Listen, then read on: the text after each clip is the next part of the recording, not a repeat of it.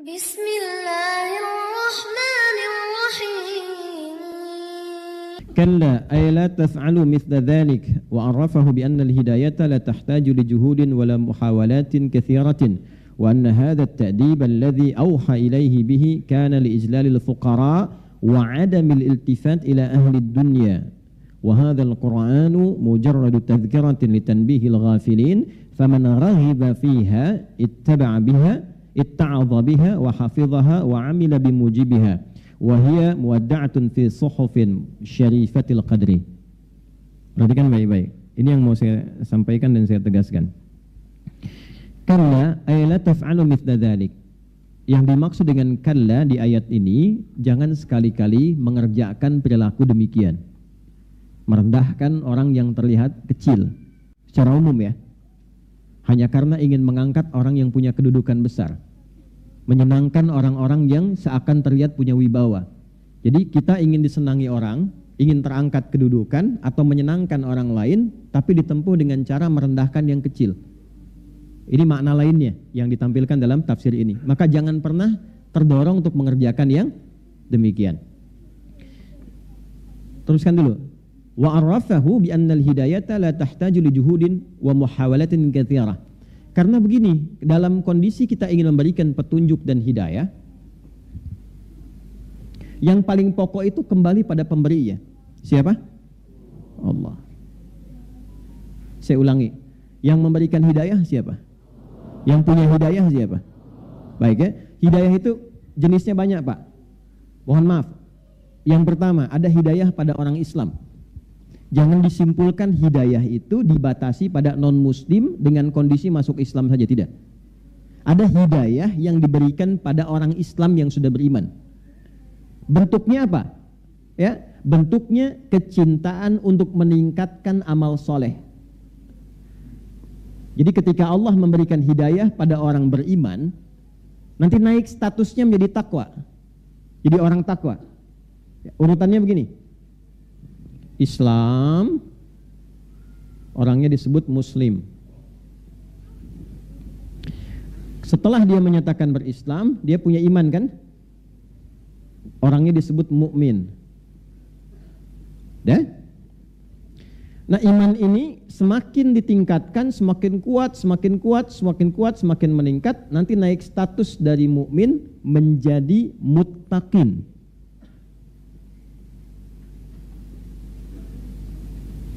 Di sininya takwa. Yang mengupgrade iman supaya naik statusnya, iman ini bertransformasi menjadi sifat takwa, orangnya berubah menjadi muttaqin, itu yang men-trigger ini, yang menguatkan supaya iman itu terus naik pindah level, itu disebut dengan amal soleh namanya. Amal soleh.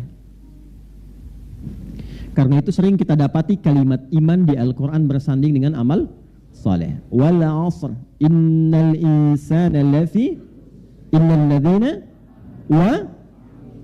Nah, seseorang yang diberikan oleh Allah hidayah, padahal dia sudah berislam, sudah beriman, maka bentuk yang tampak dari hidayah itu diberikan kecintaan, kesenangan pada orang beriman itu untuk meningkatkan amal solehnya.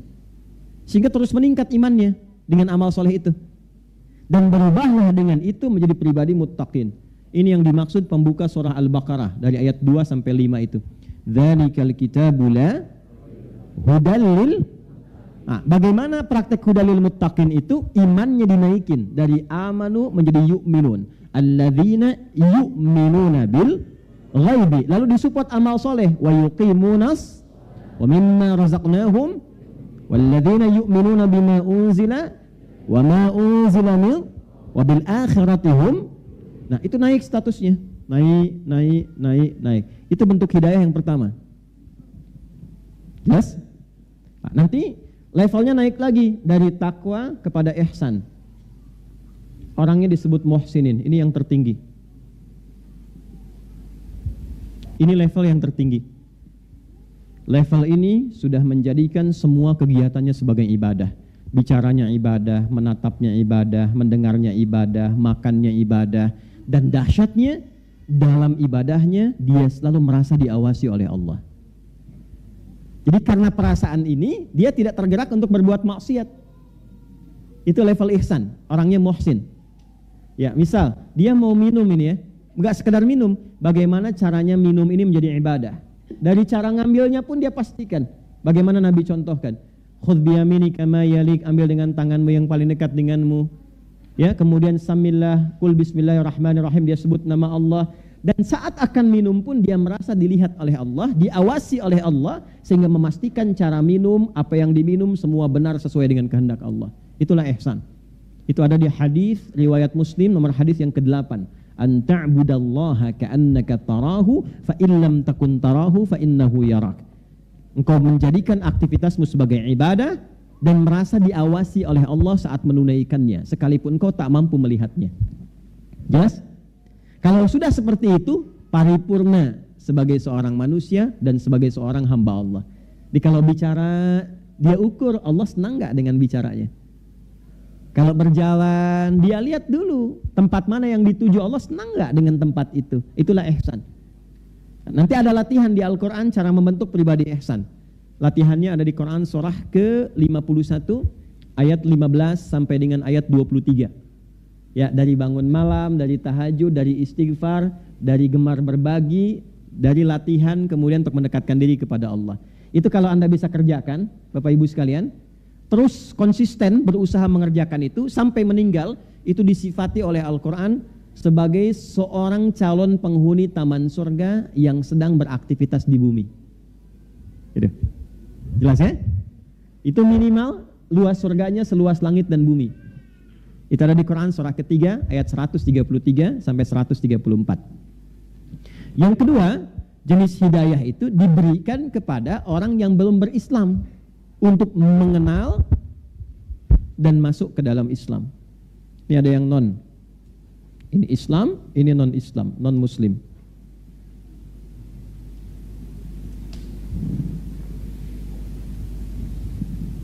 Tiba-tiba ada ketertarikan, bertanya, ada sentuhan kepada jiwa, turun hidayah. Baik ya? Dari situ mempelajari Islam, membandingkan, mengkomparasi dengan keyakinan dia sebelumnya, dan memutuskan masuk Islam. Nah, bagian kedua ini yang sering kita kenal. Bagian pertama kita lupa. Sesungguhnya saat seseorang itu, maaf, sudah berislam pun belum tentu ada orang Islam bisa mampu mengerjakan amal soleh. Buktinya ada nggak orang yang mengaku Islam tapi nggak sholat? Ada, ya. Nah itu bisa dikatakan dia belum mendekat pada hidayah Allah. Jelas? Ada nggak orang Islam yang kaya tapi nggak mau zakat? Nah itu belum tentu. Ada nggak orang yang kaya tapi belum bisa haji? Ada. Jalan-jalan ke tempat wisata bisa, haji belum tentu bisa. Nah ini belum tentu dapat hidayah.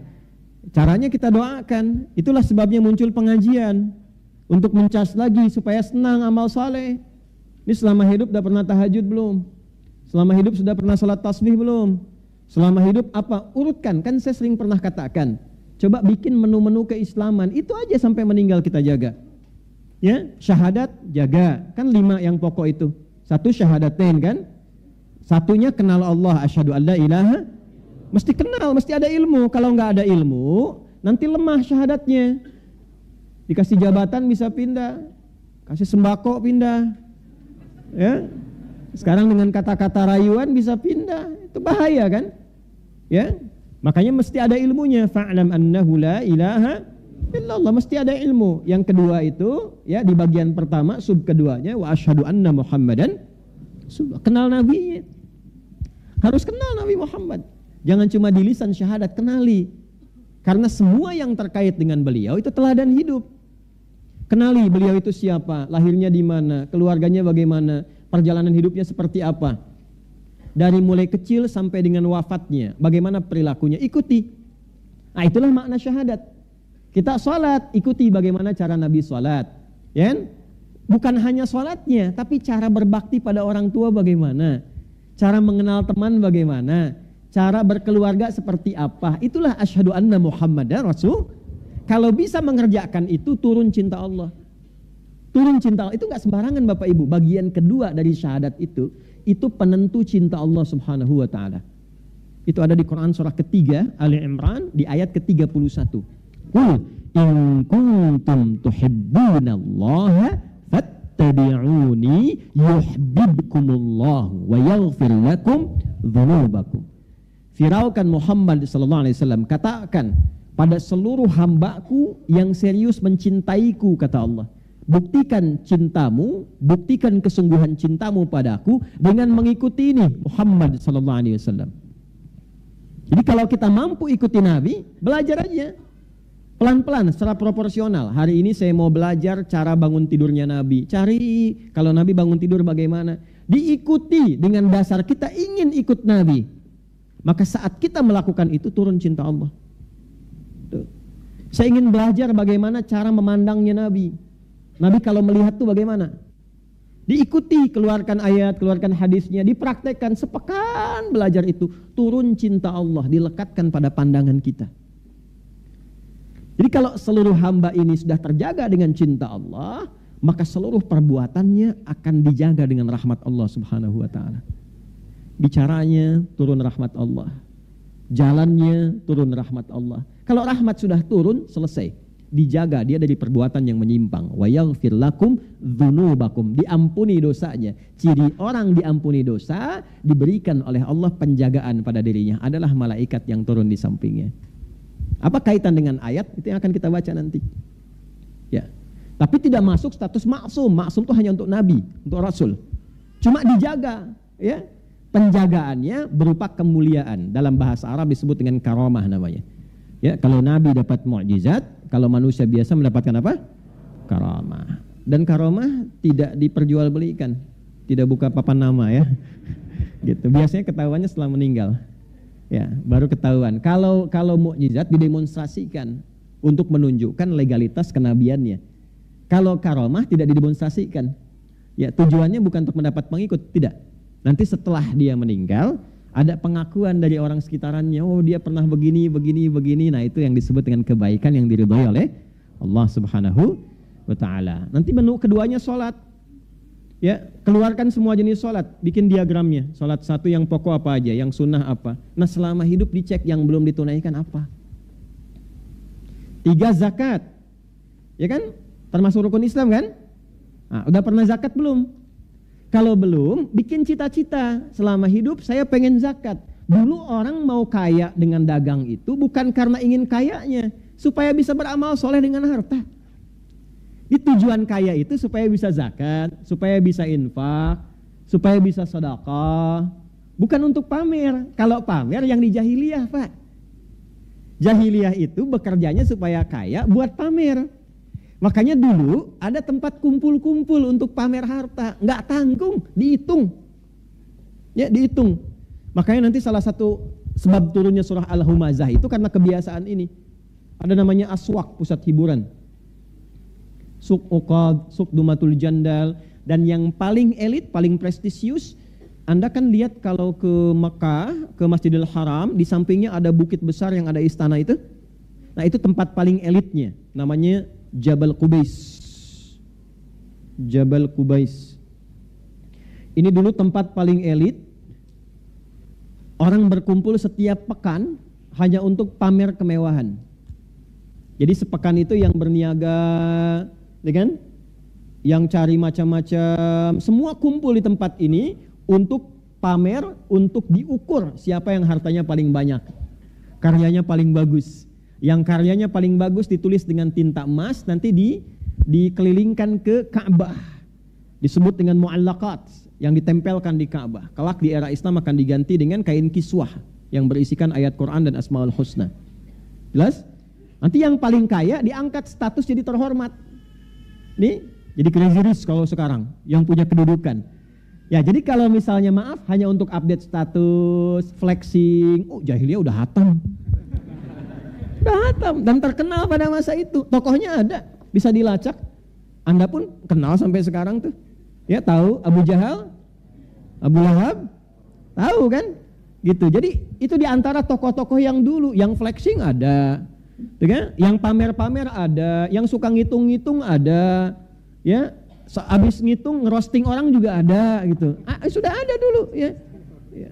Ada ayat roasting itu ada suratnya. Wailul likulli humazatil. Celaka orang yang suka roasting orang lain tuh. Jangan dipotong kalimatnya.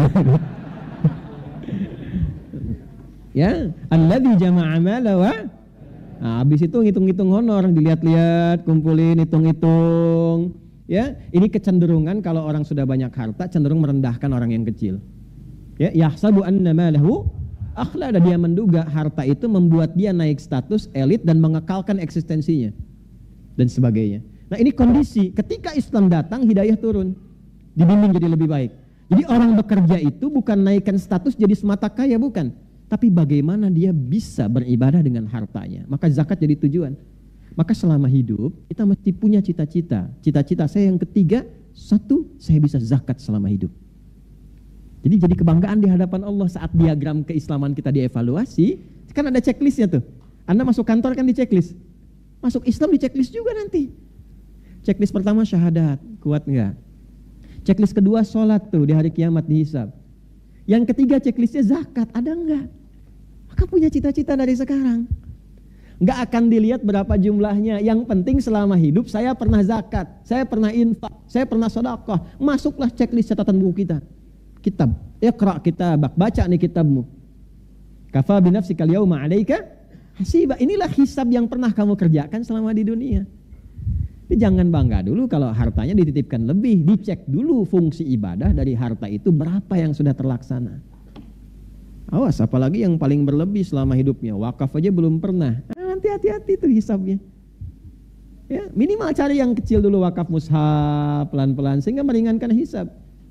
4 apa? Puasa. Keluarkan menu-menu puasa. Bukan hanya Ramadan, puasa Senin, puasa Kamis, puasa ayam bid misalnya, ya. Pernah aja kerjakan supaya kita senang, ada checklistnya, kita pernah mengerjakan itu. Ya. Yang kelima, haji, umrah. Nabung supaya ada usahanya. Man istata'a ilaihi sabila. Kalau meninggal belum pernah ibadah haji, belum pernah umrah, tapi ada catatan malaikat selama hidupnya dia berusaha menabung untuk mewujudkan itu. Itu aja, simple kok. Kalau profesinya silahkan, jadi dokter silahkan, jadi arsitek silahkan, ya kan? Silahkan. Nah, fungsinya kita mengaji seperti ini untuk mengingatkan kembali, jangan-jangan selama hidup ada yang belum terlaksana. Maka pengajian salah satu cara kita menjemput hidayah. Sehingga ketika hidayah itu didapatkan, kembali dari sini kita ingat lagi kita belum sholat yang sunnah, belum mengerjakan ini, masukkan itu ke dalam menu kehidupan kita sebelum meninggal. Itu yang dimaksud dengan hidayah bagian pertama. Bagi yang mengajar seperti saya, ya posisikan semua sama yang datang. Jangan karena yang ini punya status, ngadapnya ke sini aja, yang ini nggak pernah dilihat misalnya. Bisa beragam, bisa yang datang itu sambil jualan. Ya, itu di luar kan banyak yang dagang. Ya, yang dagang pun diniatkan untuk ikut belajar. Sehingga waktunya ngaji dulu. Nanti saya sampaikan pada Anda itu yang di luar tolong dibeli ya.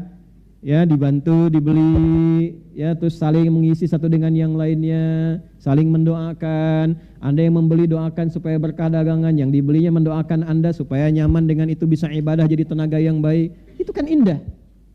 Saya nggak bicara yang lain-lain, saya bicara yang di sini. Anda jangan kemana-mana. Dan ini nggak direncanakan, memang pelajaran kita begini. Kita kan apa adanya aja. Ya, kreativitas Anda aja kadang yang kemana-mana itu. Ya. Nah, ini intinya. Jadi kembali kepada tadi, ini yang dimaksudkan. Maaf, ketika seseorang salah mengikuti petunjuk, ya, maka di sini kita katakan lagi, bi annal hidayata la tahtaju li juhudin wa muhawalatin katsiratin. Tidak perlu kreativitas melampaui batas. Ya, cukup ikuti apa yang Allah sampaikan. Nanti biarkan Allah mengerjakan bagian tugasnya, tanamkan pada si fulan, tanamkan pada si fulan, tanamkan pada si fulan. Pada intinya kita mengevaluasi dari sekian banyak ikut kita pengajian, berapa hidayah Allah yang sudah kita kumpulkan. Paham gak maksudnya? Mengerti ya? Jadi ada yang dari sisi pengajarnya, ada yang dari sisi pembelajarnya. Ayat ini ketika diturunkan mengoreksi kepada pengajarnya, jangan sampai ada pengajar-pengajar ketika ingin mengajarkan nilai Islam supaya orang dapat hidayah, mengemas itu dengan cara-cara yang berlebihan.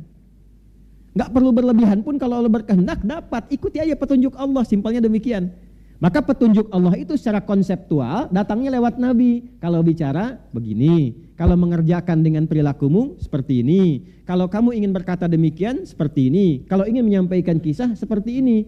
Kalau engkau melampaui batas-batas itu boleh jadi alih-alih dia mendapatkan hidayah yang lahir kemudian rasa yang kurang nyaman dengan nilai keislamannya. Paham sampai sini? Maka nanti ada pelurusan kembali di situ. Jelas ya?